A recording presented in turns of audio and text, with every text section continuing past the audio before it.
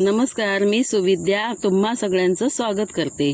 आज मी करणार आहे उकडीचे मोदक। मी करते तर तुम्हाला सुद्धा मी आज कसे मोदक करते ते दाखवून घेते। मी सुरुवातीला घेतले खोबरं किसून, नंतर घेतले गूळ, वेलची आणि बदामाचे काप। आता मी ठेवली आहे कढई आणि कढईत टाकले तूप। कढईत तूप चांगलं तापल्यानंतर आपण खोवलेला जो नारळ आहे त्याचा चून आहे तो मी चांगला अगदी भाजून घेते। चांगला असं तांबूस झाल्यावर आतमध्ये गूळ टाकायचा आणि गूळ सुद्धा त्यातून परतून घ्यायचा। गुळाला पण चांगलं पाणी सुटेल आणि त्या ह्याच्यात खोबरं अगदी चांगलं भाजून निघेल। असं गूळ घालून घेतल्यानंतर चांगलं परतून घ्यायचं आहे आणि एकजीव त्याचा करायचा आहे। गुळाला तर पाणी सुटलं की आपला चून अगदी छान तयार होईल गोडस आणि आतमध्ये चांगलं मिळून येईल।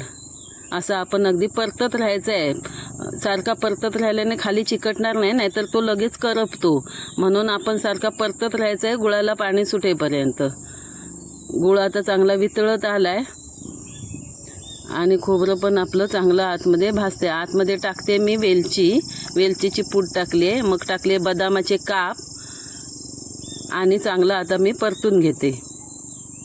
हे बघा आता कसं तयार झाले सोनेरी रंगावर।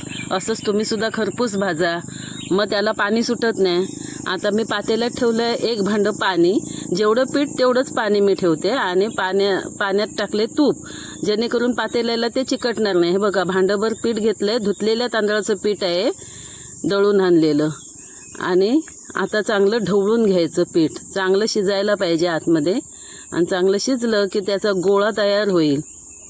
असं अगदी ढवळून घेऊया आणि एक जीव झालं की त्याचा गोळा होत येईल, एकत्र होत येईल आणि तेव्हा त्याला एक वाफ काढायची आणि नंतर मग ताटात ओतून घ्यायचं। तूप टाकल्यामुळे बघा पातेल्याला खूप अगदी चिकटलं नाही, निसटून येतं सगळं।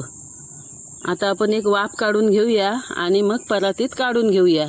हे बघा मी परातीत अगदी छानपैकी आपलं पीठ परतून झालेलं आहे। ह्याला आम्ही केनवणं किंवा भागवणं असं म्हणतात पीठ। ते आपण करून घेतलेलं आहे, केनवून घेतलेलं आहे पीठ।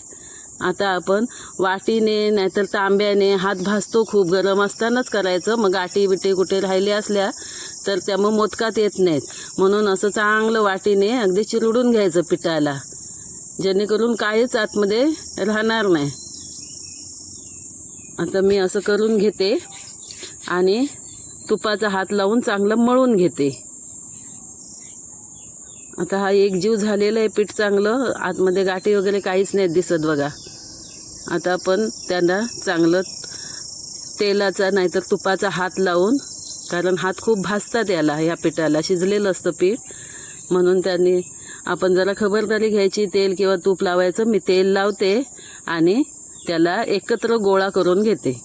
एकत्र गोळा तेल लावून करून घ्यायचं, मग ते वारडेवत नाहीत। वारडेवलं की मोदकाच्या कडा किंवा मोदकाच्या जे आपण पाती करतो ते फुटतात नाही तर, आणि मोदकसुद्धा फुटतात। हा बघा मी आता छोटासा गोळा घेतलाय। आता पाती अशा प्रकारे तयार करून घ्यायचं। मध्ये अंगठे 2 घालायचे आणि अंगठ्याने रुंद करत बोटाने असं चेपत जायचं आहे। खोल अशी वाटी तयार करून घेतली की जास्त चून आतमध्ये राहतो आणि मोदकही छान होतो। हे बघा अशी खोलगट अशी वाटी करून घेतली आहे मी, म्हणजे ह्याला आपण पाती म्हणतो मोदकाच्या। त्याच्यात आता आपण चून भरून घ्यायचा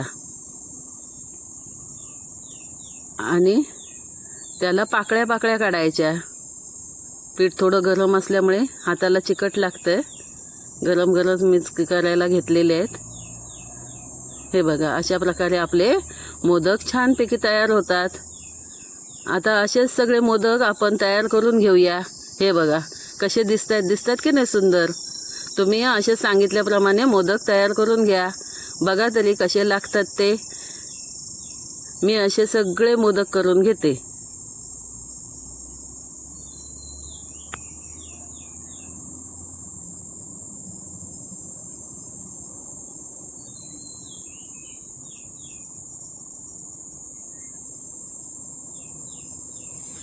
सगळे मोदक अगदी तयार होत आहेत, सुंदर अगदी दिसत आहेत, पांढरे शुभ्र आणि नक्षीदार।